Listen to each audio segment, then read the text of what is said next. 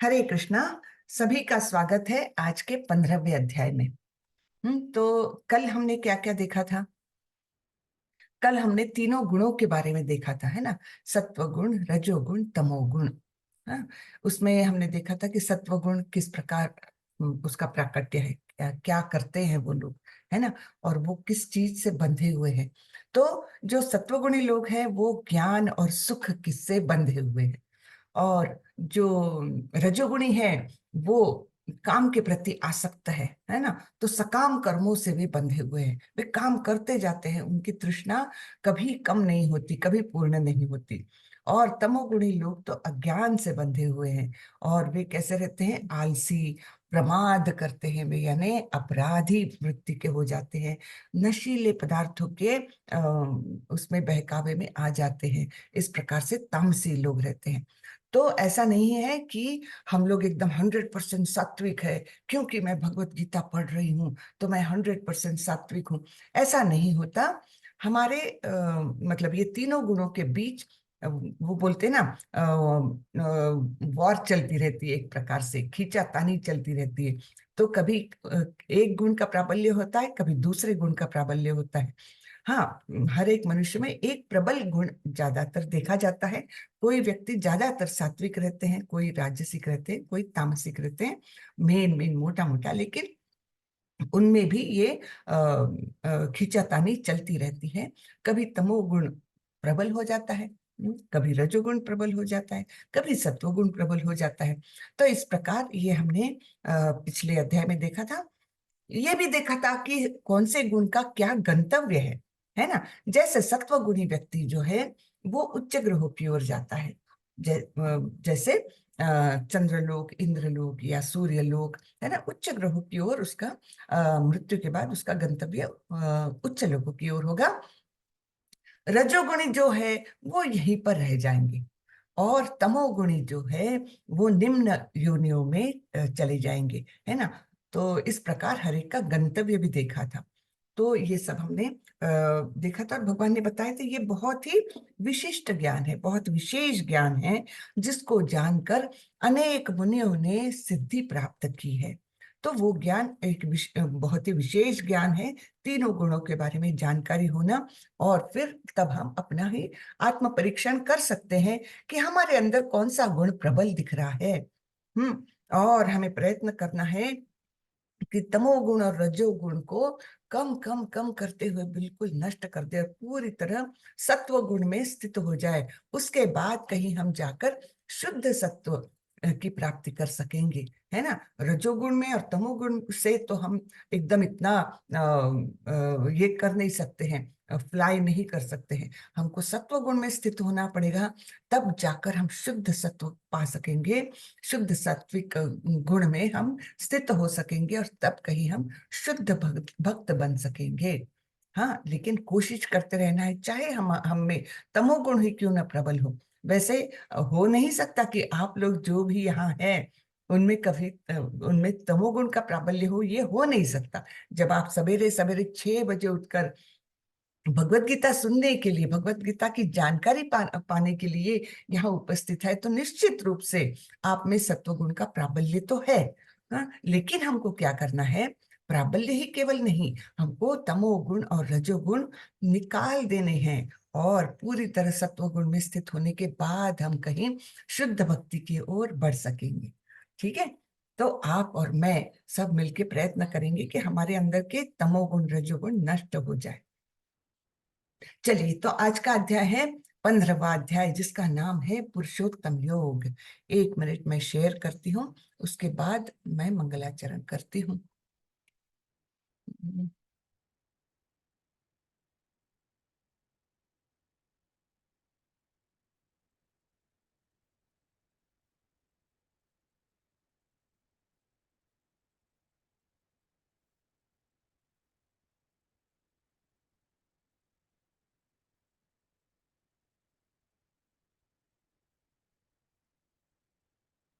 Okay, चलिए मैं मंगलाचरण करती हूँ।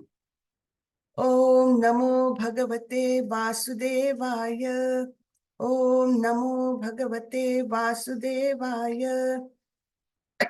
Sorry. ओम नमो भगवते वासुदेवाय। ओम अज्ञानतिमिरान्धस्य ज्ञानाञ्जनशलाकया चक्षुरुन्मीलितं येन तस्मै श्रीगुरवे नमः। श्रीचैतन्यमनोभीष्टं स्थापितं येन भूतले स्वयं रूपः कदा मह्यं ददाति स्वपदान्तिकम्।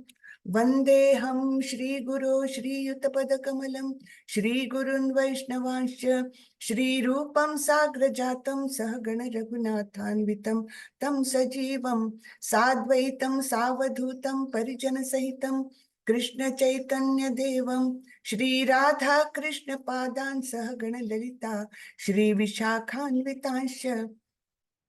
हे कृष्ण करुणा सिंधु दीन बंधु जगतपते गोपेश गोपिका कांत श्री राधा कांत नमोस्तुते।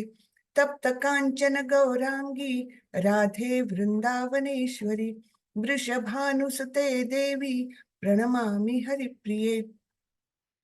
नमो विष्णुपदाय कृष्णपृष्ठाय भूतले श्रीमते भक्ति वेदांत स्वामी इति नामिने। नमस्ते सरस्वती देवी गौरवाणी प्रचारिणे निर्विशेषाय शून्यवादी पाश्चात्य देशतारिणी। जय श्री कृष्णा चैतन्य प्रभु नित्यानंदा श्री अद्वैत गदाधर श्रीवासादि गौर भक्त वृंदा। हरे कृष्णा कृष्णा कृष्णा हरे हरे हरे रामा राम राम हरे हरे हरे कृष्णा कृष्णा कृष्णा हरे हरे हरे रामा राम राम हरे हरे हरे कृष्णा। सभी का बहुत बहुत स्वागत है आज के 15वें अध्याय में जिसका नाम है पुरुषोत्तम योग अर्थात सर्वोच्च पुरुष का योग। तो ये बड़ा ही सुंदर अध्याय हम देखने जा रहे हैं। इसमें केवल 20 श्लोक है। बहुत छोटा अध्याय है। 12वां अध्याय जो था भक्ति का, भक्ति योग का, वो भी बहुत छोटा सा था। वो उसमें भी 20 श्लोक थे और इस 15वें अध्याय में भी केवल 20 श्लोक है। लेकिन ये दोनों भी अध्याय बहुत ही महत्वपूर्ण है। कई लोग तो कार्तिक मास में रोज इनका पठन करते हैं, 12वां और 15वां अध्याय। तो ये मतलब इसका पठन करना भी अपने आप में एक बहुत शुद्धि की प्रक्रिया जैसे होता है, बहुत अच्छा लगता है। ठीक है, तो आप लोग भी कोशिश करें कि ज्यादा से ज्यादा इस अध्याय के श्लोक कंठस्थ करने की। और हो सके तो जब कार्तिक मास आएगा रोज इसका पाठ करें। तो इसकी शुरुआत करते हैं। भगवान श्री भगवान उवाच ऊर्ध्वमूलमधः शाखम् अश्वत्थं प्राहुरव्ययम् छन्दांसि यस्य पर्णानि यस्तं वेद स वेदवित्। भगवान ने कहा जाता है कि एक शाश्वत वृक्ष है जिसकी जड़ें तो ऊपर की ओर है और शाखाएं नीचे की ओर तथा पत्तियां वैदिक स्तोत्र है। जो इस वृक्ष को जानता है वह वेदों का ज्ञाता है। हम्म तो ऐसा एक अश्वत्थ वृक्ष है। अश्वत्थ वृक्ष यानी बरगद का पेड़। आप लोगों ने सबने देखा होगा, बरगद का पेड़ बड़ा ही विशाल रहता है और उसकी जो लटकन रहती है, एक प्रकार से क्या कहते हैं हिंदी में मुझे पता नहीं, तो वो पेड़ से निकलती है, जमीन की ओर जाती है और फिर अगर वो जमीन से टच कर जाए तो वो भी अपने आप में जड़ पकड़ लेती है और अपने आप में एक वृक्ष बन जाता है। तो ऐसे कई वृक्ष है। जैसे यहाँ बेंगलोर में भी एक वृक्ष है जिसका जो मेन वृक्ष है वो कौन सा है ये भी पहचान में नहीं आता। इतने बड़े बड़े उसके लटकनों से ही बड़े बड़े बरगद के पेड़ और निकल आए हैं। तो ऐसा ये शाश्वत वृक्ष है। शाश्वत यानी जिसका नाश नहीं होता, अविनाशी। हम्म तो अ, ऐसा कोई वृक्ष क्या आपने देखा है कभी कि जिसकी जड़ें ऊपर है और शाखाएं और पत्तियां नीचे हैं? ऐसा वृक्ष तो वास्तव में तो नहीं हो सकता, है ना। हम हमेशा देखते हैं जड़ें तो नीचे की ओर ही होनी चाहिए और उसकी शाखाएं ऊपर की ओर होनी चाहिए। लेकिन एक परिस्थिति आती है जब हम ऐसा वृक्ष देख सकते हैं। कब देख सकते हैं? जब हम किसी जलाशय के पास खड़े हैं, कोई तालाब के पास खड़े हैं और उसके बाजू में एक वृक्ष खड़ा है, तब हम जब उसका प्रतिबिंब देखते हैं ना पानी में, तब हम देख सकते हैं कि उसकी जड़ें नीचे की ओर, सॉरी, उसकी शाखाएं नीचे की ओर जा रही है और जड़ ऊपर की ओर लगती है। तो ये केवल प्रतिबिंब में पॉसिबल है, अन्यथा वास्तव में ये वृक्ष ऐसा नहीं होता। तो भगवान यही बताने की कोशिश कर रहे हैं अपने को कि ऐसा जो जिसकी जड़ें ऊपर है और शाखाएं नीचे है, ऐसा वृक्ष तो होता नहीं है, लेकिन ये प्रतिबिंब रूप बताया है। तो ये जो भौतिक जगत है ना हमारा, ये प्रतिबिंब है आध्यात्मिक जगत का। हम्म। तो आध्यात्मिक जगत जैसा है, बिल्कुल उसका उल्टा हमारा भौतिक जगत है। लेकिन जो भौतिक जगत में है वो आध्यात्मिक जगत में भी है, और जो आध्यात्मिक जगत में है वो भौतिक जगत में भी है। तो ये हमने वास्तव समझ लेना चाहिए कि यहाँ पर जो ब्रह्म सत्यम जगत मिथ्या कहते हैं, वैसा नहीं है। जो कुछ आध्यात्मिक जगत में है वो भौतिक जगत में भी है। और ये बनाया किसने है? ये भौतिक जगत तो बनाया है भगवान ने ही। तो ये मिथ्या कैसे हो सकता है? हाँ, तो ऐसा नहीं है। ये भी है, हाँ, ये पूरी तरह से शाश्वत नहीं है। इसमें प्रलय आते रहते हैं, जाते रहते हैं, सृष्टि का फिर से सृजन होता है और फिर से विलय होता है। इसलिए इसको अस्थाई कहा जा सकता है, लेकिन ये झूठा नहीं है, मिथ्या नहीं है। ठीक है। तो फिर से पढ़ती हूँ। भगवान ने कहा जाता है कि एक शाश्वत वृक्ष है जिसकी जड़ें तो ऊपर की ओर है और शाखाएं नीचे की ओर, तथा पत्तियां वैदिक स्तोत्र है। जो इस वृक्ष को जानता है वह वेदों का ज्ञाता है। तो इस वृक्ष को जानना हमें बहुत जरूरी है, तब हम अपने आप वेदों के बारे में जान सकते हैं। अब यहाँ प्रभुपाद जी के कुछ शब्द हैं। प्रभुपाद जी की जय। इस भौतिक जगत के बंधन की तुलना अश्वत्थ वृक्ष से की गई है। जो व्यक्ति सकाम कर्मों में लगा है उसके लिए इस वृक्ष का कोई अंत नहीं है। है ना, सकाम कर्मों का कभी अंत होता है क्या? नहीं। एक इच्छा पूर्ण करो तो दूसरी 10 पैदा हो जाती है। मुझे ये भी चाहिए, ये भी चाहिए, ये भी करना है ना, मुझे यहाँ भी जाना है, घूमने जाना है। इच्छाओं का कोई अंत ही नहीं। तो ऐसे सकाम कर्मों का कोई अंत नहीं है। इच्छाएं कोई कभी अंत नहीं दिखाती। तो वह एक शाखा से दूसरी में और दूसरी से तीसरी में घूमता रहता है। ऐसा सकाम कर्मी क्या करता है? एक शाखा से दूसरी ओर, दूसरी से तीसरी ओर जाता ही रहता है, उसका कोई अंत नहीं है। इस जगत रूपी वृक्ष का कोई अंत नहीं है, और जो इस वृक्ष में आसक्त है उसकी मुक्ति की कोई संभावना नहीं है। वैदिक स्तोत्र जो आत्मोन्नति के लिए है, वे ही इस वृक्ष के पत्ते हैं। तो आत्मोन्नति का साधन भी भगवान ने यहीं पर दिया हुआ है हमको। इस वृक्ष की जड़ें तो ऊपर की ओर बढ़ती है, क्योंकि वे इस ब्रह्मांड के सर्वोच्च लोक से प्रारंभ होती है, जहां पर ब्रह्मा स्थित है। यदि कोई इस मोह रूपी अविनाशी वृक्ष को समझ लेता है तो वह इससे बाहर निकल सकता है। तो हमको इस वृक्ष को समझना है, तब हम जाकर इससे बाहर निकल सकेंगे। तो यहाँ पर है ऊपर आध्यात्मिक जगत, जहाँ कृष्ण का वास है। राधा कृष्ण हमें दिखाई दे रहे हैं।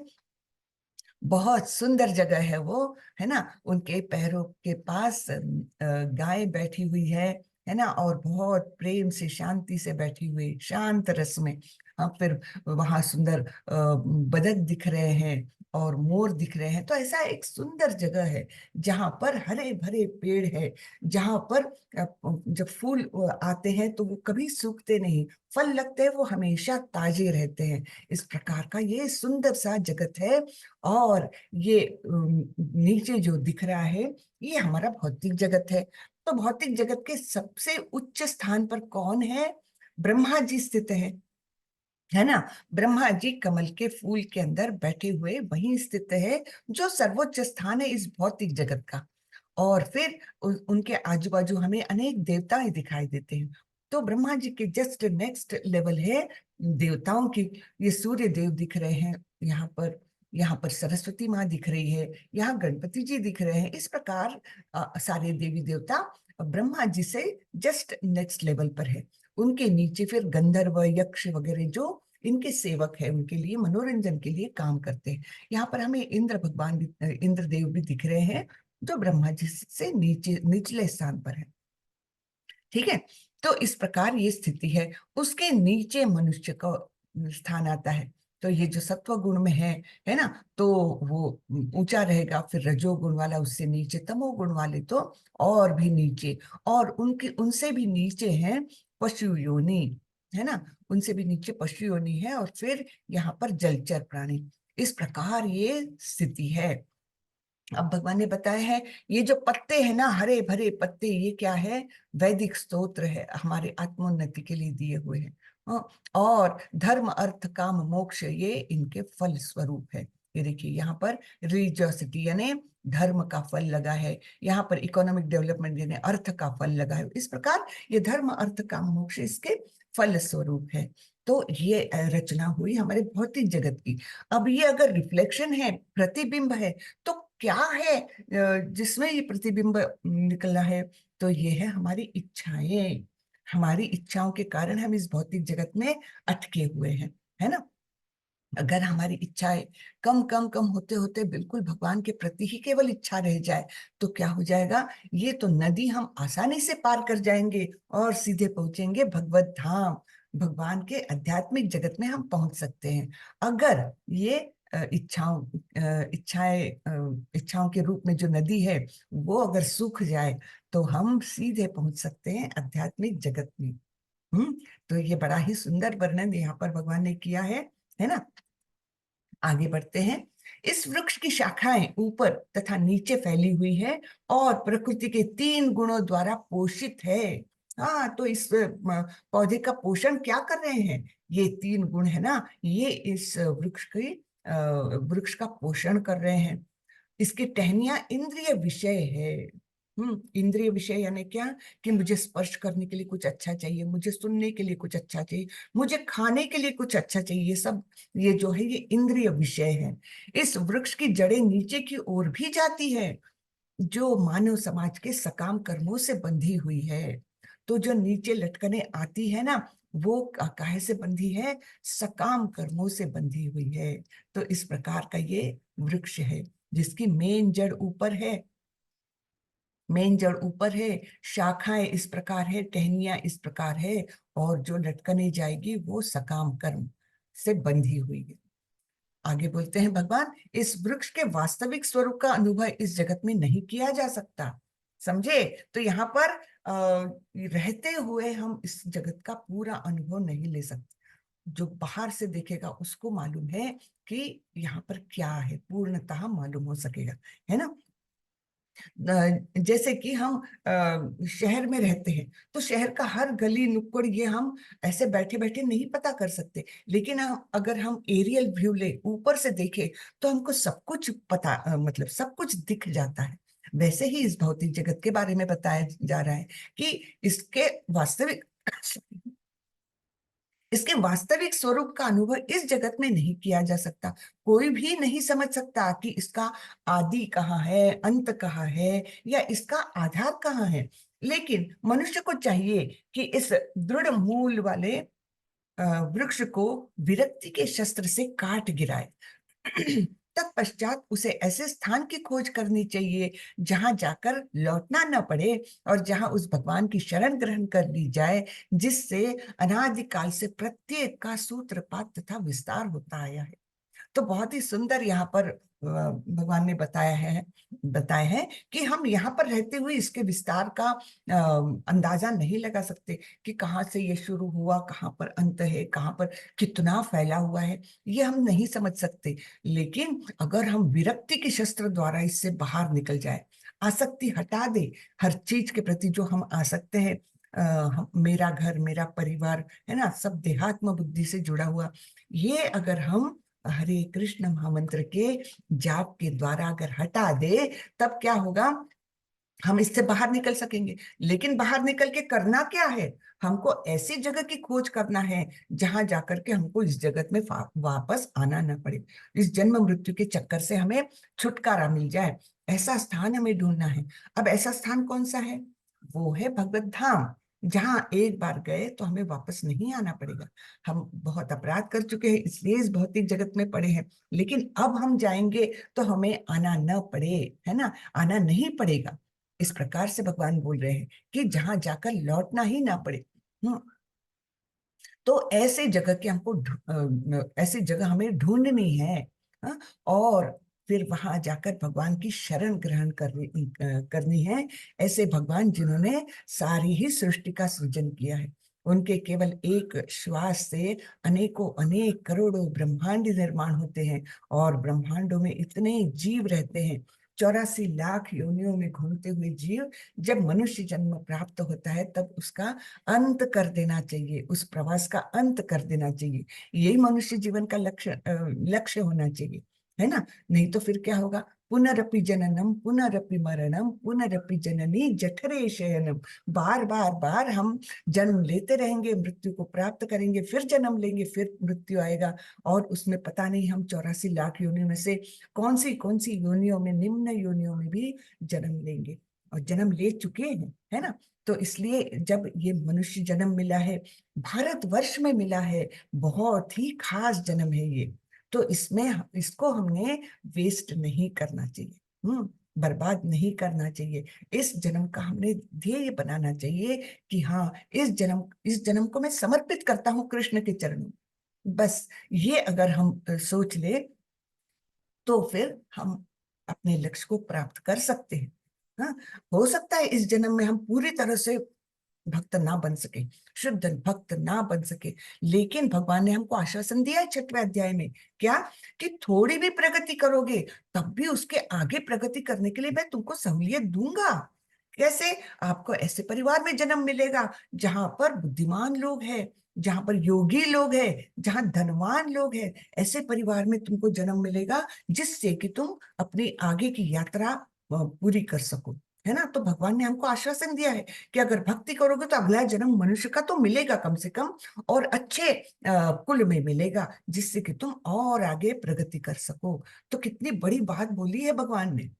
तो इसलिए हमको इस जन्म का महत्व समझकर कुछ प्रगति तो करना ही चाहिए। हम्म, हरे कृष्णा। चलिए आगे बढ़ते हैं। अब उस जगह का वर्णन कर रहे हैं भगवान, जहां पर जाने के लिए बोले हैं ना, उस स्थान की खोज कर दीजिए। तो वो स्थान कैसा है, इसका वर्णन यहाँ पर बताया है। न तद भासयते सूर्यो न शशांको न पावकः यद् गत्वा न निवर्तन्ते तद्धाम परमं मम। वह मेरा परम धाम न तो सूर्य या चंद्र के द्वारा प्रकाशित होता है, और न अग्नि या बिजली से।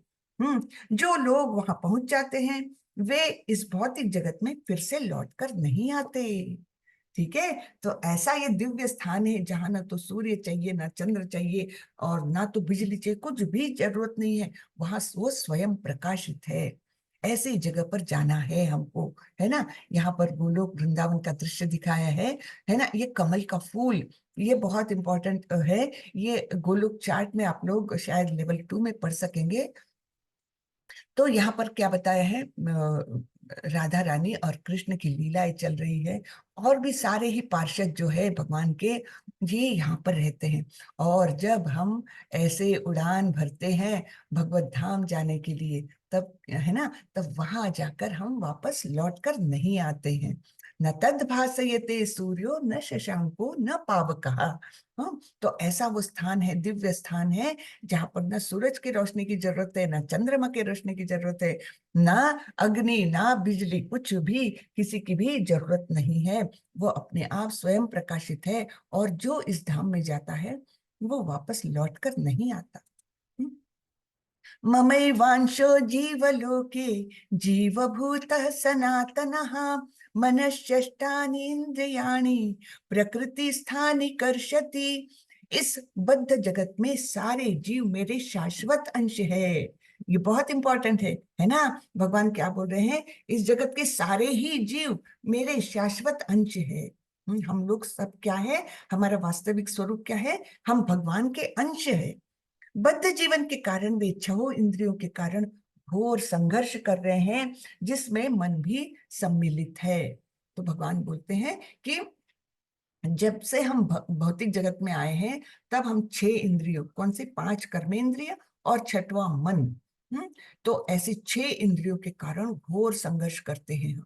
जब इंद्रिया है तो इंद्रिय विषय के प्रति आकर्षण बढ़ता है, और ये मन जो बहुत ही चंचल है, हठीला है ना, उच्छृंखल है, ऐसा जो हमारा मन है उसको काबू में नहीं रख पाते। इंद्रिय विषयों की ओर हमारी इंद्रिय दौड़ती रहती है, मन दौड़ता रहता है, उसका परिणाम बुद्धि पर होता है, उसका परिणाम आत्मा पर भी होता है। और इस प्रकार हम यहीं पर भौतिक जगत में ही आते जाते रहते हैं।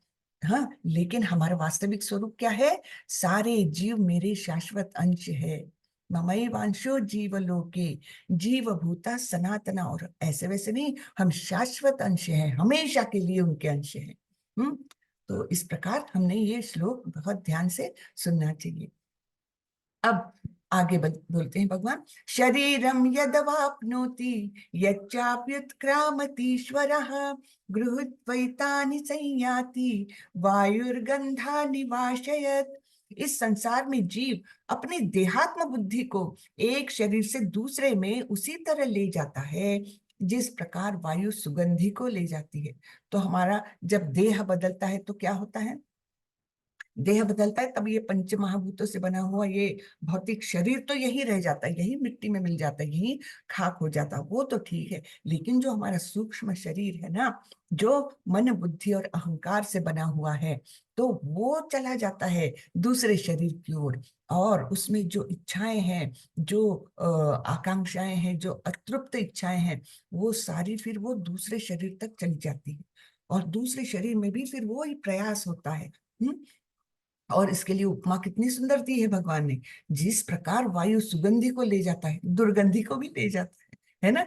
तो इस प्रकार ये देहात्म बुद्धि यानी हमारा मन बुद्धि है ना, जो देहात्म बुद्धि यानी क्या, कि मैं ये शरीर हूं, ये जो समझना, उसको ही देहात्म बुद्धि बोला गया है। लेकिन वास्तविक मैं इस शरीर नहीं हूं, मैं आत्मा हूं, वो हमारी बुद्धि में नहीं आता। हम देहात्म बुद्धि के कारण एक शरीर से दूसरे शरीर में जाते हैं, और अपनी इच्छाएं, वासनाएं, सब कर्म तो आएंगे ही, लेकिन वो सब कुछ ले जाते हैं, है ना। तो ये वायुर्गंधा निवाशयत्, ऐसी उपमा दी है।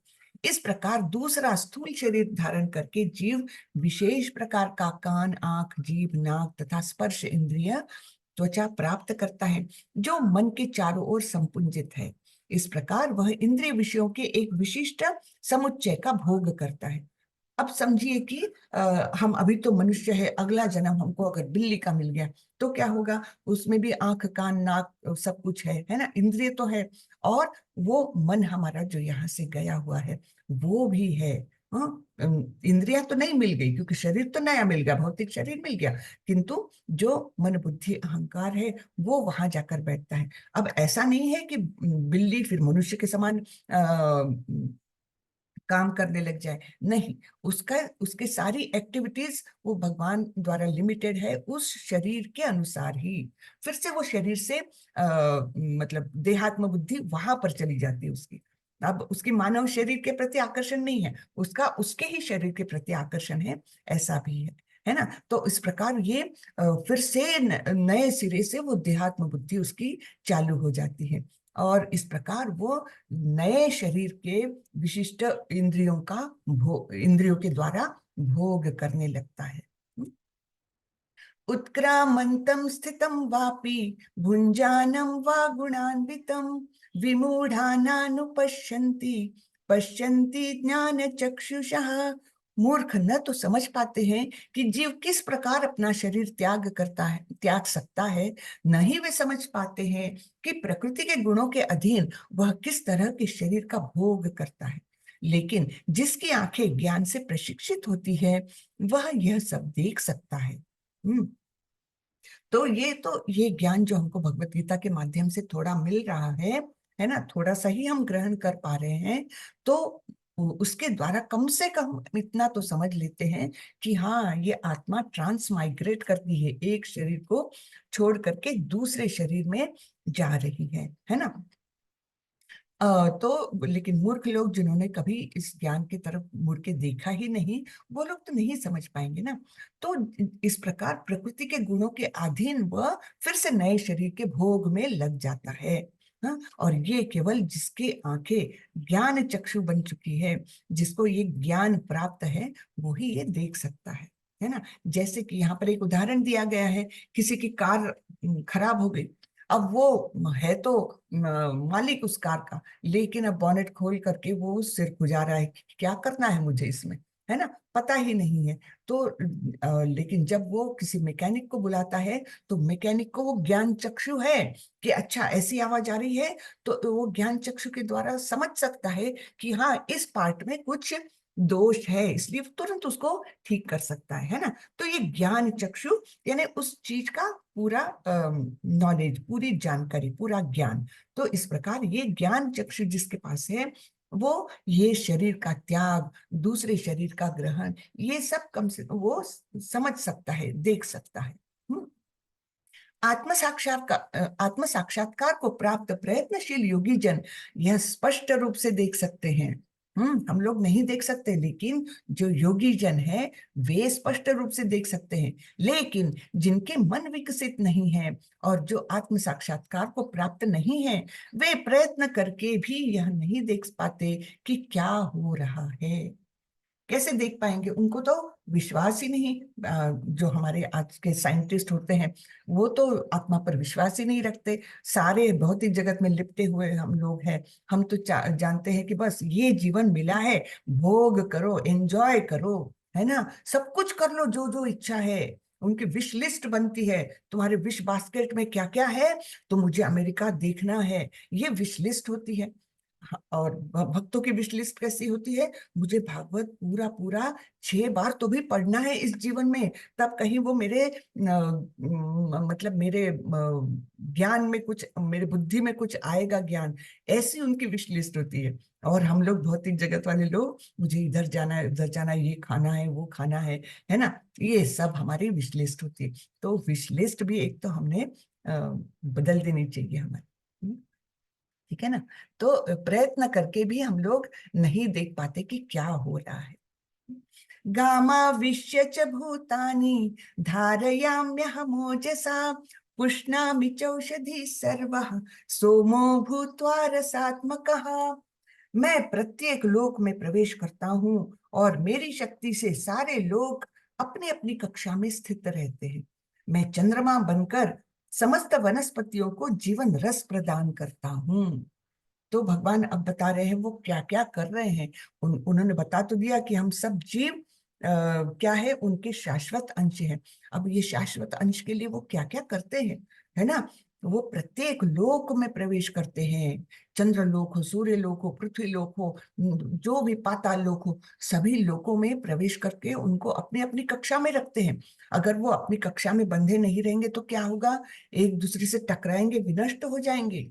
तो भगवान उनको यानी जो ग्रेविटेशनल फोर्स है, वो कौन है, भगवान है। वो स्वयं सारे ग्रहों को अपनी अपनी कक्षा में स्थित रखते हैं। ठीक है।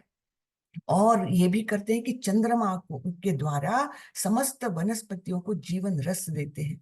अब हमारे साइंटिस्ट अभी तक ये नहीं जान पाए हैं। वे बोलते हैं सूर्य के द्वारा वो फोटोसिंथेसिस होता है और पेड़ पौधे बढ़ते हैं, है ना, ये सब केवल सूर्य का जानते हैं। लेकिन चंद्रमा क्या करता है वो नहीं जानते अभी तक। तो चंद्रमा क्या करते हैं, सारे ही पेड़ पौधों को पोषण इस प्रकार से करते हैं कि उनको जीवन रस प्रदान करते हैं, उसमें जो औषधि गुण है वो प्रदान करते हैं। तो इस प्रकार ये ज्ञान हमको भगवत गीता से ही मिल रहा है, और कहीं नहीं मिलेगा। कि पुष्णामि चौषधि सर्वः सोमो भूत्वा रसात्मका। सोम यानी चंद्रमा। इस प्रकार वे करते हैं। अहम वैश्वानरो भूत्वा प्राणिनां देहमाश्रितः प्राणापान समायुक्तः पचाम्यन्नं चतुर्विधम। मैं समस्त जीवों के शरीरों में पाचन अग्नि अर्थात वैश्वानर हूँ, और मैं श्वास प्रश्वास यानी प्राण वायु में रहकर 4 प्रकार के अन्नों को पचाता हूँ। तो ये तो कितना इंपॉर्टेंट है, हम इतना खाते हैं, है ना, अभी खाना खाए लेकिन ऊपर से आइसक्रीम भी खा लेते हैं। लेकिन ये तो सोचिए, अपने उदर में बैठे हुए वैश्वानर जो पाचन अग्नि है, उसको कितनी तकलीफ होती होगी। पहले ही इतना सारा डाल दिया, ऊपर से आइसक्रीम, ऊपर से और कोल्ड ड्रिंक, ये सब डालते डालते उनको कितना काम बढ़ा रहे हैं, है ना हम लोग। तो हमने ये खाना खाते समय भी थोड़ा सा एक मन में लाना चाहिए कि मेरे उदर में बैठे हुए नारायण, मेरे उदर में बैठे हुए कृष्ण, इनको मैं ज्यादा कष्ट नहीं दूंगा, उतना ही खाऊंगा जितना मेरे शरीर के लिए आवश्यक है। अनावश्यक देता जाऊंगा तो क्या होगा, वो भी बोलेंगे अरे क्या ये तो डालते ही जा रहा, डालते ही जा रहा, है ना। उनको भी तो काम की मतलब इतने जीवों के उदर में बैठे हुए हैं, और हम और उनको एक्स्ट्रा एक्स्ट्रा एक्स्ट्रा काम देते जाए तो वो कभी ना कभी तो नाराज होंगे, तो हमारा पेट गड़बड़ हो जाता है फिर। तो इसलिए ये एक तरह से वार्निंग है हमारे लिए कि मैं बैठा हूं तुम्हारे उधर में, जरा संभल के खाना, है ना? ऐसा नहीं खाना कि मुझे तकलीफ हो जाए, ठीक है। तो पाचन अग्नि के रूप में, वैश्वानर के रूप में वो हमारे अंदर बैठे हुए हैं, और अ, और क्या करते हैं, प्राण वायु के द्वारा हमारे अन्न को पचाते हैं। अब ये भी हमारे नॉलेज में नहीं है कहीं भी, साइंस में, कि प्राण वायु जो है वो पचाने में सहायक है। ठीक है, तो यहाँ पर ये भी पता चलता है। 4 प्रकार के अन्न कौन से हैं? एक तो हम चबाते हैं, एक हम पीते हैं, एक हम चाटते हैं, और क्या है चौथा? चौथा क्या है, क्षमा माता जी, हेल्प करें, मैं भूल गई। एक हम चबाते हैं, कुछ हम पीते हैं, कुछ हम चाटते हैं, और एक है चूसते हैं। करेक्ट, चूसते हैं। जी। हाँ, चूसने वाला। तो ये 4 प्रकार के अन्न होते हैं जिनको ये पचाने में हमारी पूरी तरह से मदद करते हैं। ठीक है, फिर आगे बढ़ते हैं। ये बहुत इंपॉर्टेंट श्लोक है, सब लोग कंठस्थ कर ले इसको। इसका रेफरेंस प्रभुपाद जी बार बार देते हैं, उनके जितना साहित्य है ना, कई बार इसका रेफरेंस देते हैं, क्योंकि ये बहुत ही इंपॉर्टेंट है। हाँ, सर्वस्य चाहम हृदि सन्निविष्टो मत्तः स्मृतिर्ज्ञानमपोहनञ्च वेदैश्च सर्वैरहमेव वेद्यो वेदांत कृत वेद विदेव चाहम। मैं प्रत्येक जीव के हृदय में आसीन हूँ, और मुझसे ही स्मृति ज्ञान तथा विस्मृति होती है। सबके हृदय में आसीन है, और उन्हीं से स्मृति, स्मृति यानी मेमोरी, ज्ञान और विस्मृति भी होती है। अब हम ये तो समझ सकते हैं स्मृति और ज्ञान तक तो ठीक है, लेकिन विस्मृति क्यों होती है, विस्मृति क्यों देते हैं भगवान? तो इसका भी बहुत बड़ा कारण है। इसके पीछे एक सबसे बड़ा कारण तो हम देख लेंगे कि एक जन्म से दूसरे जन्म में जब हम ट्रांसमाइग्रेट होते हैं, तो अगर स्मृति हमारी रही पिछले जन्म की भी स्मृति हम अगर कैरी फॉरवर्ड करके गए, तो हमारा कितना कंफ्यूजन हो जाएगा। अरे मैं बिल्ली हूं कि मनुष्य हूं, इसमें कंफ्यूज रहेंगे। तो या आज का जन्म हमें मिला है, पिछले जन्म में भी अगर हम मनुष्य थे, वो जन्म की हमने स्मृति यहाँ पर लाई, तो क्या हो जाएगा, ये मेरे माता पिता है कि वो मेरे माता पिता है, हाँ, ये मेरे भाई बहन है कि वो भाई बहन है, मैं यहाँ रहता हूँ कि वहां रहता हूँ, सब कंफ्यूजन हो जाएगा। इसलिए विस्मृति भी उतनी ही आवश्यक है। और तो और हमारे जीवन में अनेक प्रकार के दुख आते हैं, अगर हम वो दुखों को भूले ही नहीं, तो हम जीवन में आगे नहीं बढ़ सकते। तो वहां पर भी बहुत आवश्यक है विस्मृति, एक प्रकार से, है ना, कि उन दुखों को हम भूल सके और जीवन में आगे बढ़ सके, उसके लिए भी ये विस्मृति बहुत ही आवश्यक है। तो इस प्रकार हमें भगवान क्या क्या देते हैं, स्मृति, ज्ञान तथा विस्मृति, ये चार तीनों भी भगवान देते हैं, क्योंकि वे हमारे हृदय में आसीन रहते हैं और ये सब करते हैं। मैं ही वेदों के द्वारा जानने योग्य हूँ, निस्संदेह मैं वेदांत का संकलन करता तथा समस्त वेदों का जानने वाला हूँ। जानने योग्य भी वे ही है, और जानने वाले भी वे ही है, और संकलन करता यानी निर्माण करता भी वही है। तो ये बता रहे हैं भगवान, जीव दो प्रकार के हैं, च्युत तथा अच्युत। भौतिक जगत में प्रत्येक जीव च्युत यानी क्षर होता है, और आध्यात्मिक जगत में प्रत्येक जीव अच्युत कहलाता है।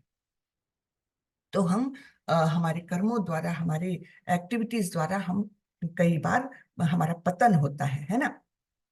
तो इसलिए हम च्युत है, हम अपने स्थान से गिर जाते हैं, कई बार निचली योनियों में जाते हैं। तो इसलिए हम लोग सारे जीव, भौतिक जगत में जो जीव है वे सारे ही च्युत है, जिनका पतन हो सकता है। लेकिन जो आध्यात्मिक जगत में है वे सारे जीव कैसे हैं? अच्युत, उनका पतन नहीं होता। वो अपने स्थान पर एक बार गए आध्यात्मिक जगत में तो वे नीचे गिरते नहीं हैं।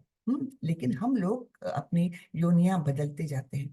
तो ये दिखाए हैं अच्युत जो आध्यात्मिक जगत में है, और ये है च्युत जो बार बार गिर जाते हैं, पतन होता रहता है उनका। इन दोनों के अतिरिक्त, यानी च्युत और अच्युत, इन दो प्रकार के जीवों के अतिरिक्त एक परम पुरुष परमात्मा है, जो साक्षात अविनाशी है और जो तीनों लोकों में प्रवेश करके उनका पालन कर रहा है।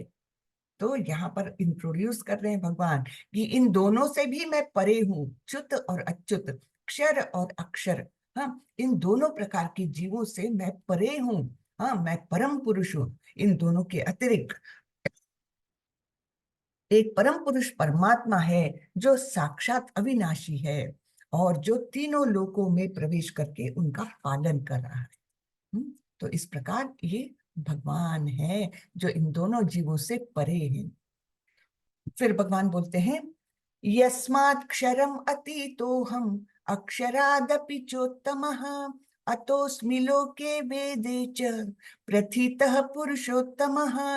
चूंकि मैं क्षर तथा अक्षर दोनों से परे हूँ और चूंकि मैं सर्वश्रेष्ठ हूँ, अतएव मैं इस जगत में तथा वेदों में परम पुरुष के रूप में विख्यात हूँ। तो इसलिए मुझे परम पुरुष, पुरुषोत्तम कहा जाता है, ये भगवान बोल रहे हैं। यहाँ पर ये कौन सी लीला है पता है आप लोगों को? ये ब्रह्म विमोहन लीला है। इसमें क्या हुआ था मैं शॉर्ट में बताती हूँ। जब कृष्ण वृंदावन में रहते थे और गाय चराने ले जाते थे, तब ब्रह्मा जी को एक बार संदेह हुआ कि क्या ये वास्तविक पुरुषोत्तम भगवान है या ऐसे ही कोई बालक है जिसको कुछ सिद्धियां प्राप्त है, कुछ विशेष ज्ञान है। तो वो परीक्षा लेने के लिए वे आए और उन्होंने क्या किया कि उनके सारे ही गाय बछड़े और उनके सारे गोप दोस्त सारों का अपहरण कर लिया और लेकर गए गुफा में, उनको निद्रा की अवस्था में डाल दिया। ठीक है, उनको लगा आप देखेंगे कृष्ण क्या करते हैं। अब इधर कृष्ण ने क्या किया पता है? उन्होंने एक क्षण में अपने से ही इतने सारे जीव प्रकट किए, और सारे जीवों को रूप कौन सा दिया? ग्वाल बालों का, गायों बछड़ों, जो जो वहां से गायब किया था ब्रह्मा जी ने, उन सारे जीवों को वहां पर उन्होंने अपनी शक्ति से तुरंत से पैदा कर लिया, और वो फिर से वापस अपने समय से वृंदावन वापस गए। कोई पहचान ही नहीं पाया कि ये असली उनके बच्चे नहीं है, ये तो कोई और है। बल्कि उनको तो वो ज्यादा प्यारे लगे, अरे ये तो मेरा बच्चा आज कितना अच्छा लग रहा है, कितना अच्छा बिहेव कर रहा है। ऐसे करके सबको आश्चर्य, और ऐसा करते करते एक साल निकल गया। और फिर ब्रह्मा जी ने सोचा चलो देखते हैं क्या हो रहा है कृष्ण के वहां पर। देखा तो सारे गाय बछड़े, सारे गोप दोस्त बिल्कुल वैसे ही सारी एक्टिविटीज चल रही है, किसी को पता ही नहीं चला कि वो गायब हो चुके हैं। और तब ब्रह्मा जी को अपनी गलती पता चली और उन्होंने तुरंत कृष्ण के पैर पकड़ के उनसे माफी मांगी, और उनके जो वास्तविक जो दोस्त थे और जो गाय बछड़े थी जो सो रहे थे वहां पर गुफा में, उनको वापस लाया। तो ये ब्रह्म विमोहन लीला का दृश्य है।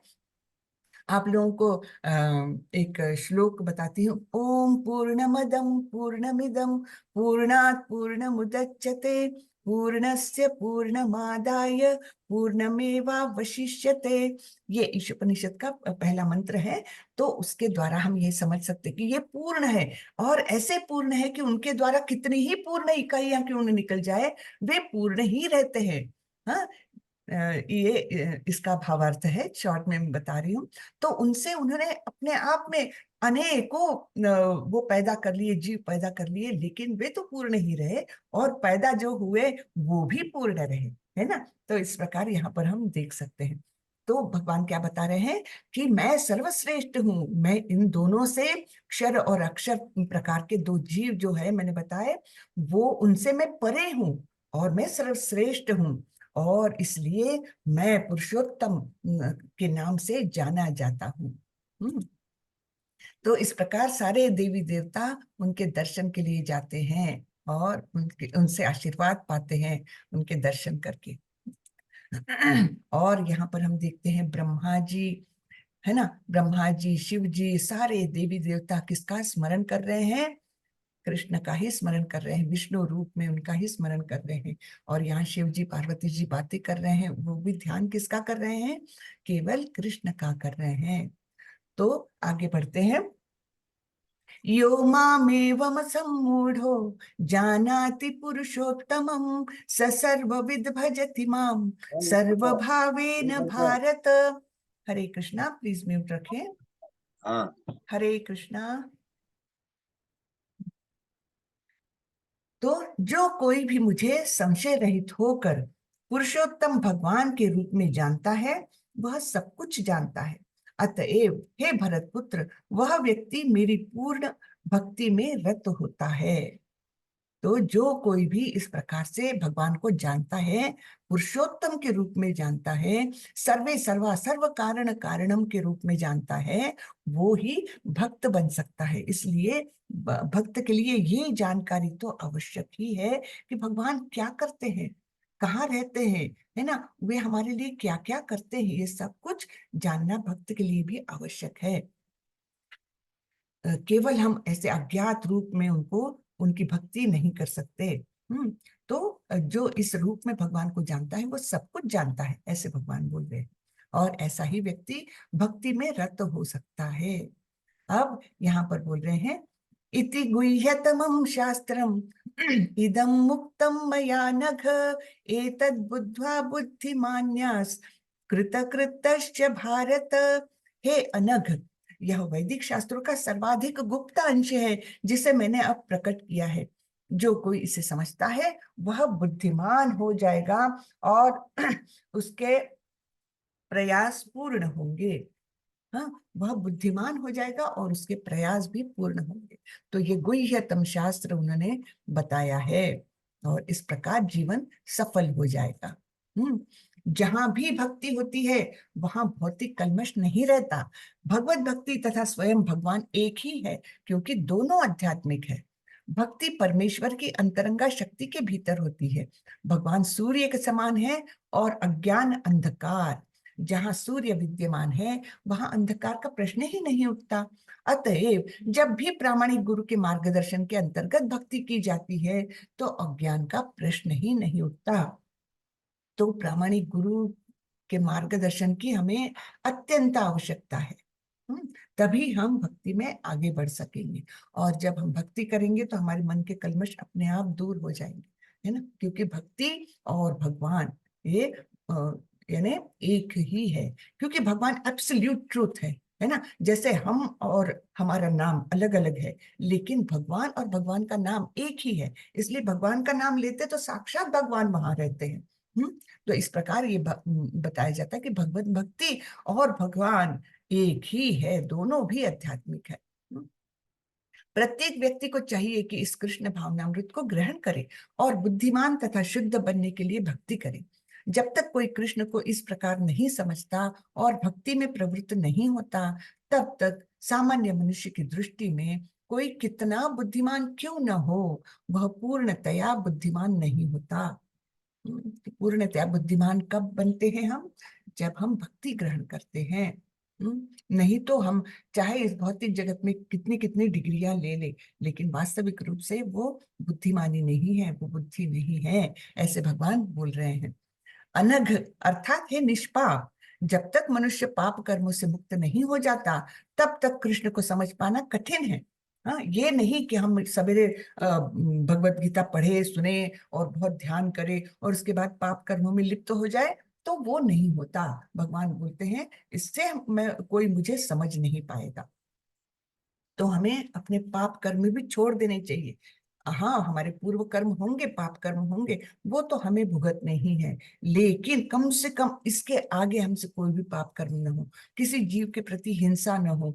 चार जो रेगुलेटिव प्रिंसिपल्स बताए उनका किसी भी हालत में उनका उनको हमने पालन करना चाहिए। उनका कभी भी वो क्या बोलेंगे, वो पाप नहीं करने चाहिए, है ना। इस प्रकार हमने कम से कम इसके आगे पाप नहीं करनी चाहिए। जो भुगतना है पाप कर्म जो पहले हो चुके, उसके बारे में हम कुछ नहीं कर सकते, लेकिन आगे ना हो इसके लिए हमको बहुत सचेत रहना चाहिए। किसी भी हालत में किसी का मन ना दुखाए, तन ना दुखाए, और खुद के शरीर में भी ऐसी अनावश्यक वस्तुएं न डाले जिससे कि हमें पाप लगे। ठीक है। उसे समस्त कल्मश, समस्त पाप कर्मों से मुक्त होना होता है, तभी वह समझ सकता है। लेकिन भक्ति इतनी शुद्ध तथा शक्तिमान होती है कि एक बार भक्ति में प्रवृत्त होने पर मनुष्य स्वतः ही निष्पाप हो जाता है। सबसे महत्वपूर्ण बात जिस पर विजय पानी है वह है हृदय की दुर्बलता। पहला पतन प्रकृति पर प्रभुत्व जताने की इच्छा के कारण होता है। हाँ, तो पहला पतन कब होता है? प्रकृति पर हम प्रभुत्व पाने की इच्छा करते हैं कि ये मेरा है, ये जमीन मेरी है। जमीन तो है, वो भगवान ने निर्माण की हुई भौतिक प्रकृति के अधीन है, और उसको मैं मेरा कैसे कह सकता हूँ, है ना। तो ये हमने जानना चाहिए कि पहला पतन जब व्यक्ति का होता है, जीव का होता है, वो क्यों होता है? प्रकृति पर प्रभुत्व पाने की इच्छा के कारण। दूसरी हृदय की दुर्बलता है कि जब कोई अधिकाधिक प्रभुत्व जताने की इच्छा करता है तो वह भौतिक पदार्थ के स्वामित्व के प्रति आसक्त हो जाता है। मेरी ये भी जमीन है, वो भी जमीन है, सब मेरा है। ये जब हमारे अधिकाधिक इच्छाएं बढ़ने लगती है तब तो वो उसके प्रति आसक्त हो जाता है। इस संसार की सारी समस्याएं इन्हीं हृदय की दुर्बलताओं के कारण है।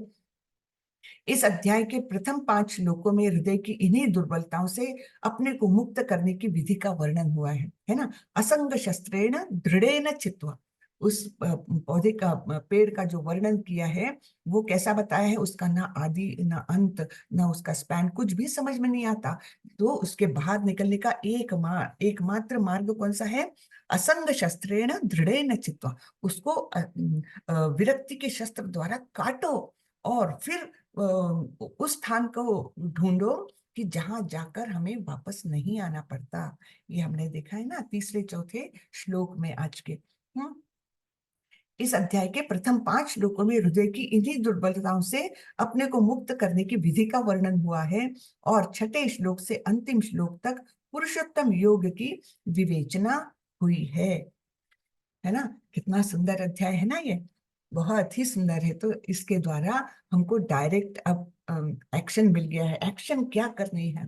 एक्शन ये है कि विरक्ति के शस्त्र द्वारा इस बरगद के पेड़ के शाखाओं को काटो, बाहर निकलो, और फिर उस स्थान को ढूंढो जहां पर जाकर वापस नहीं आना पड़ता। हरे कृष्णा।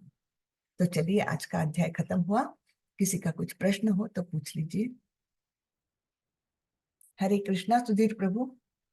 हरे कृष्णा, दंडवत प्रणाम माता जी। दंडवत एक प्रणाम प्रभु। जिज्ञासा है माता जी जी बोलिए। कि जो पुरुषोत्तम महीना होता है ये हर साल आता है या कुछ अंतराल के बाद आता नहीं, है? 3 साल बाद आता है प्रभु। 3 साल? तीन 3 या 4 साल बाद आता है, मुझे भी इसके बारे में पता नहीं।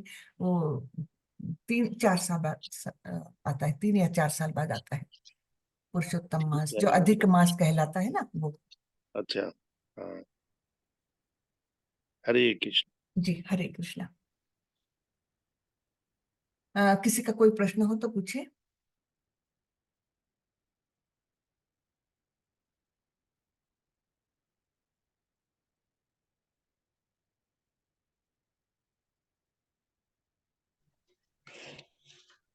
हरे कृष्ण माता जी। हरे कृष्णा।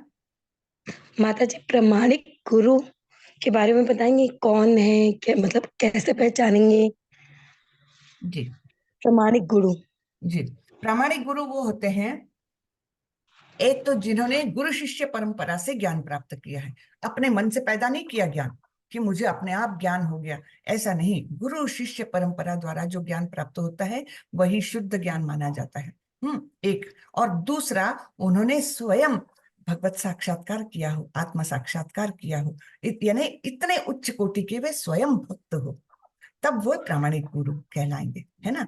इतने उच्च कोटि के स्वयं जो भक्त है और जिन्होंने ज्ञान प्राप्त किया है गुरु शिष्य परंपरा से, ये दो क्राइटेरिया जब फुलफिल होती है तब हम उनको प्रामाणिक गुरु कहते हैं। ठीक है माता जी। जी माता जी, धन्यवाद माता जी। जैसे आज के काल में हम कैसे पहचानेंगे कि इन्होंने ये हैं? जैसे, हाँ, तो इसके लिए हमारे प्रभु जी हमेशा एक उदाहरण देते हैं। सपोज आपको मेडिकल कॉलेज में दाखिला लेना है, आपके मार्क्स हुँ, अच्छे आए हैं, आप कोई मेडिकल कॉलेज ही करते हैं, तो आप सबसे पहले क्या जानकारी लेगी कि ये ऑथराइज्ड है कि नहीं मेडिकल कॉलेज। ऐसा ही नहीं कि किसी व्यक्ति ने, धनवान व्यक्ति ने एक मेडिकल कॉलेज बना दिया, नाम दे दिया मेडिकल कॉलेज, और वो कोई गवर्नमेंट के यूनिवर्सिटी से या किसी से एफिलिएटेड ही ना हो, है ना। तो हम क्या देखते हैं, वो ऑथराइज्ड है कि नहीं, यानी उसको परंपरा से जो यूनिवर्सिटी है, यूनिवर्सिटी ने उसको मान्यता दी है, उसके बाद वहां पर प्रोफेसर्स हैं और वो सारा ज्ञान यहाँ पर मेडिकल कॉलेज में ये करें। ये तो हम अपने लिए भी करते हैं, है ना।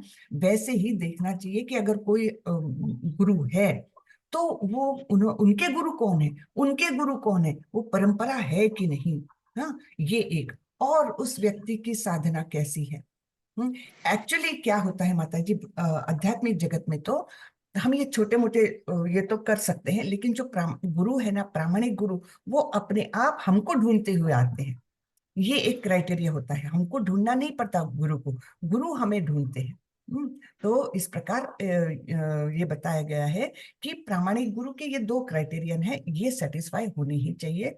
और हमको गुरु की तलाश में नहीं जाना है, गुरु हमारी तलाश करते हुए आएंगे जब हमारी उतनी तीव्र इच्छाएं हो जाएगी, जब भगवान को पता चलेगा नहीं इसको तो गुरु की आवश्यकता है इस लेवल पर, इतने लेवल पर हमको आना पड़ेगा, है जी ना। तो माता उसके लिए भी अभी तो हम बिल्कुल कीचड़ में धंसे हुए हैं, कम से कम हमको निर्मल होकर के तैयार रहना है कि अब भगवान को लगे कि हाँ इसको गुरु की आवश्यकता है, प्रामाणिक गुरु की, तब गुरु हमें जरूर हमको वो करेंगे, हमको पहचान लेंगे और गुरु हमारे पास आएंगे। ठीक है, जी माता अपने जी। आप होता है ये शास्त्रों माता में। जी, जी। जी माता जी, एक और प्रश्न है, विष्णु जी के बारे में लिखा है, तो विष्णु जी के कितने अवतार हैं? विष्णु जी, महाविष्णु जी, गर्भो करके हैं विष्णु हाँ, जी, बहुत सारे विष्णु जी के रूप दिए हैं। नहीं, पूर्ण मतलब पुरुषावतार जो है वो तो तीन ही बताए गए हैं, कृष्ण के तीन पुरुषावतार। तो सबसे पहले कारणोदकशाई विष्णु, जिन्हें महाविष्णु भी कहा गया है। फिर गर्भोदकशाई विष्णु, जो हर ब्रह्मांड में रहते हैं, जिनके नाभि से ब्रह्मा जी निकलते हैं ना, ये गर्भोदकशाई विष्णु। और परमात्मा स्वरूप में क्षीरोदकशाई विष्णु, जो हर एक के हृदय में रहते हैं परमात्मा स्वरूप में। तो ये तीन पुरुषावतार बताए गए हैं। फिर बाकी जी माता अवतार तो बहुत सारे, अनगिनत अवतार है, अनगिनत लीला अवतार है, फिर बहुत सारे युगा अवतार है, बहुत सारे हैं। हाँ। तो माता जी जो पढ़ते आ रहे थे कि विष्णु जी के ही कृष्ण जी भी अवतार हैं, तो वो नहीं है, हाँ, वो तो अलग। इसके बारे में बहुत कंफ्यूजन रहता है। देखिए, एक्चुअली जो वास्तविक सिचुएशन है वो ऐसी है, कृष्ण के तीन पुरुषावतार हैं।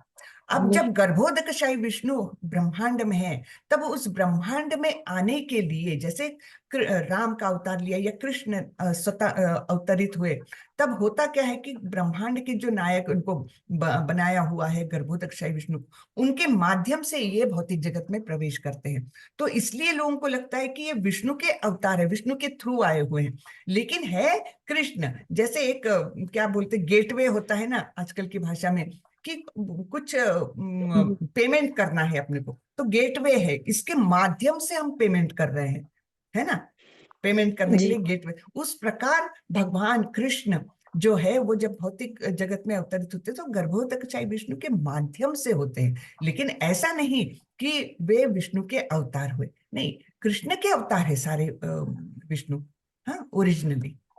तो वो जी, समझने में थोड़ा सा ये गड़बड़ हो जाती है कि पहले कृष्ण की पहले विष्णु, ऐसा नहीं है। वो गर्भोदकशाई विष्णु के माध्यम से भौतिक जगत में आते हैं, इसलिए इसलिए ऐसा लगता है। जैसे कृष्ण जी ने खुद बताया था मेरे 11 रुद्र अवतार हैं, तो ये हाँ, रुद्र अवतार तो स्वयं बहुत प्रभु सारे, भोले बाबा। बहुत सारे हैं। माता जी इतना ज्ञान मुझे नहीं है, बहुत लेकिन अनगिनत अवतार है उनके। 3 ये पुरुष अवतार है, युगावतार जैसे कृष्ण राम, ये युगावतार हुए, है ना। जो और बहुत सारे अवतार हैं अनगिनत। फिर शक्त्यावेश अवतार रहते हैं, वो अनगिनत है, जिनको स्पेसिफिक कुछ शक्ति देकर भेजा जाता है। ऐसे शक्त्यावेश अवतार भी बहुत सारे हैं। तो वो तो बहुत सारे हैं, मैं डिटेल में नहीं बता सकूंगी, इतना ज्ञान नहीं है मुझे। ठीक है माता जी। जी, माता जी धन्यवाद माता जी। हरे धन्यवाद। कृष्ण माता हरे जी। कृष्णा। हरे कृष्णा। माता जी, सबसे पहले महाविष्णु, जी सबसे पहले जी, उसी को महाविष्णु। कारणोदय विष्णु भी कहते हैं जी क्या? जी, बिल्कुल, बिल्कुल ठीक। और दूसरा नंबर बताया था गर्भ गर्भोदय विष्णु, गर्भोदकशाही विष्णु। और तीसरा नंबर है क्षीरोदय। क्षीरोदकशाही विष्णु, जो परमात्मा के रूप में सभी जीवों के हृदय में बैठे हैं। अच्छा, परमात्मा रूप में हृदय में। जी। तो सबसे पहले वाले का क्या फंक्शन है कि वो वो उनके श्वास और शरीर के रंध्रों से जो हवा निकलती है, उससे करोड़ों करोड़ ब्रह्मांड निकलते हैं।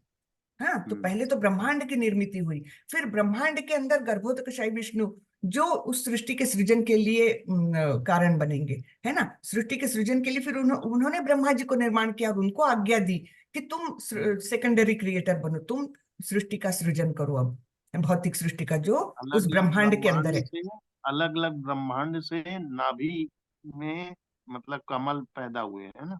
जी, हर एक ब्रह्मांड में गर्भोदकशाही विष्णु है। हम्म, हर ब्रह्मांड में। एक्चुअल माता जी पहले जाना था लेकिन भूल जाते हैं, है ना, हाँ, वो इसी होता है। हरे कृष्णा। जी। लास्ट हरे में कृष्णा क्षीरोदय अनीता माता विष्णु। जी। हरे कृष्णा अनीता माता जी। हरे कृष्ण माता जी, दंड प्रणाम। माता जी, धन्यवाद। 8वां वाला थोड़ा सा समझा दीजिए तो। असत अच्छा। असत्यम प्रतिष्ठम ति जगत पुरनीश्वरम एक मिनट, अपरस्यम संभूतः किमने एक मायुद्धम। एक मिनट, हाँ मैं देखती हूँ। 8वां। कहते हैं कि जगत।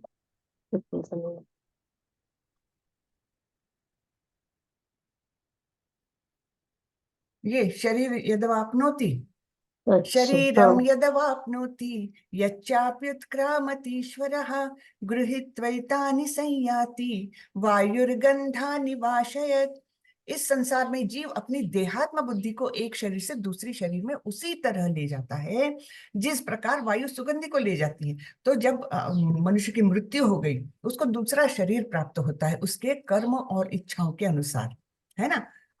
तो अगर सकाम कर्मी रहा और कुछ अच्छे काम भी किए हैं, तो हो सकता है उसको मनुष्य जन्म मिले। तो इस जीवन के जो उसकी इच्छाएं आकांक्षाएं हैं, सकाम कर्मी रहा है तो उसकी इच्छाएं तो अनगिनत रहती है, तो वो इच्छाएं वो दूसरे शरीर में भी ले जाता है। उसके जो कैरेक्टरिस्टिक्स कुछ होंगे, तो वो दूसरे शरीर में ले जाता है।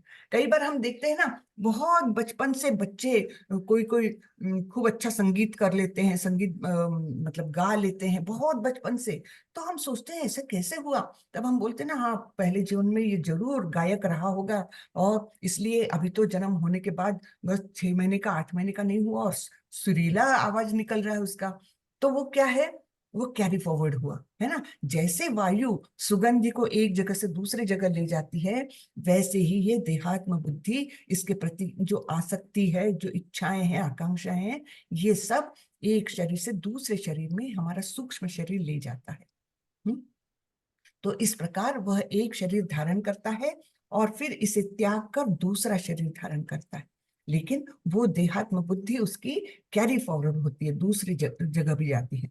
मैंने आप लोगों को बताया था, हमारे शरीर के 3 लेयर्स माने जाते हैं।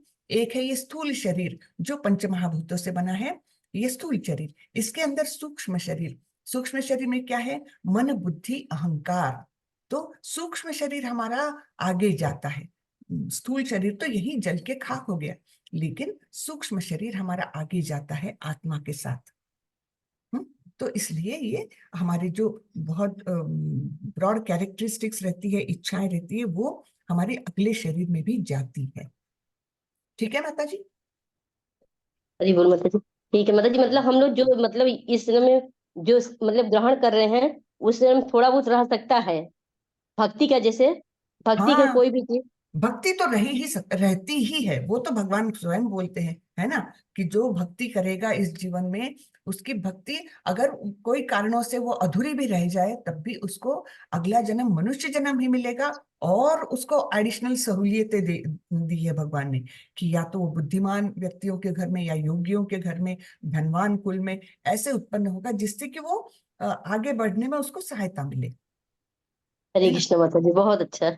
जी, हरे कृष्ण। हरे कृष्ण। माता जी, ये जैसे महाविष्णु द्वारा अनंत ब्रह्मांड उत्पन्न होते हैं, यानी वो सांस छोड़ते हैं तब होते हैं ना। जी जी तो वो जो प्रलय होता है, जैसे जब सांस खींचते हैं तब तभी वो प्रलय होता जी, है ना। वो महाप्रलय, वो महाप्रलय। और तो ये प्रलय कब होता है? महाविष्णु। जब जी, महाविष्णु जब वो अंदर सांस ले लेते, सारे ब्रह्मांड ही उनमें अच्छा। अंदर चले जाते हैं। और प्रलय, ये तो महाप्रलय हुआ जो महाविष्णु द्वारा होता है। लेकिन अच्छा। तब ब्रह्मा जी वगैरह सभी का प्रलय हो जाता है।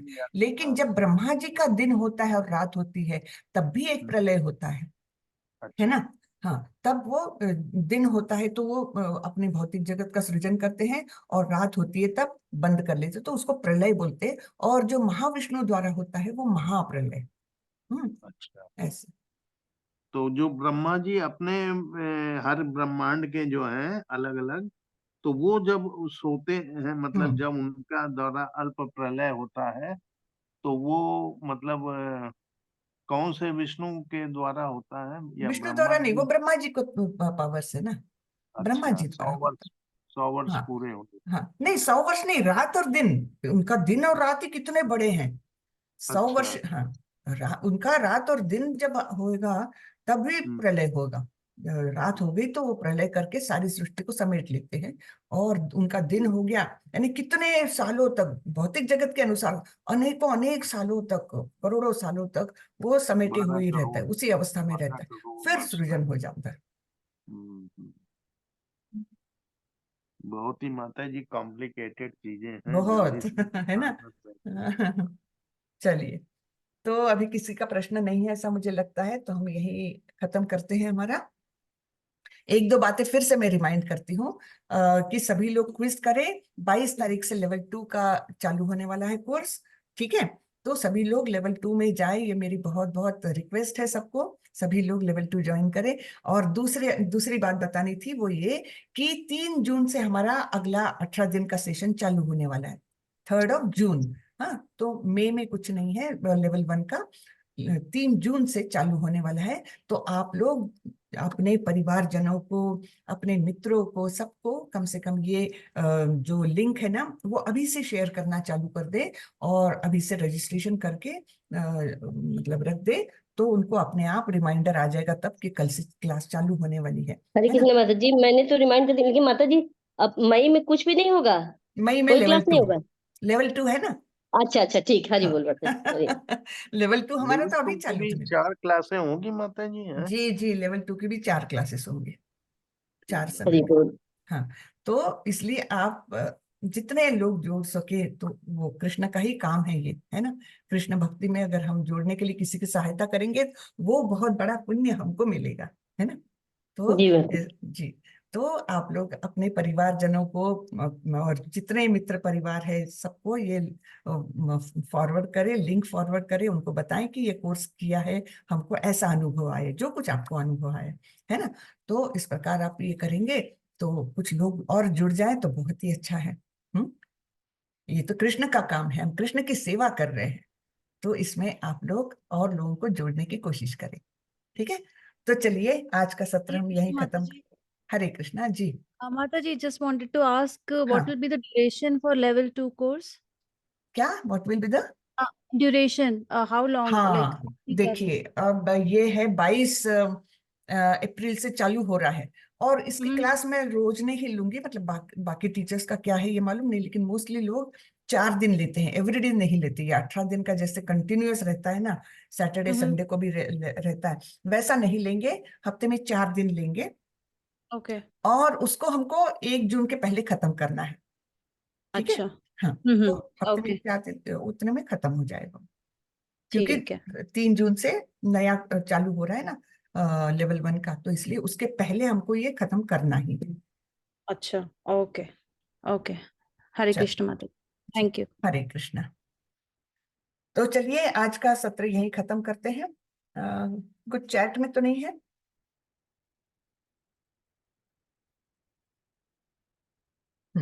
चलिए। वाचा कल्पतरुभ्यश्च कृपा सिंधुभ्यैव च पतितानां पावनेभ्यो वैष्णवेभ्यो नमो नमः। अनंत कोटि वैष्णव वृंद की जय, श्रीला प्रभुपाद की जय। हरे कृष्णा। हरे कृष्णा सभी को। हरे हरे कृष्ण कृष्णा। माता जी, हरे कृष्ण। हरे जी। कृष्णा। दंडवत प्रणाम।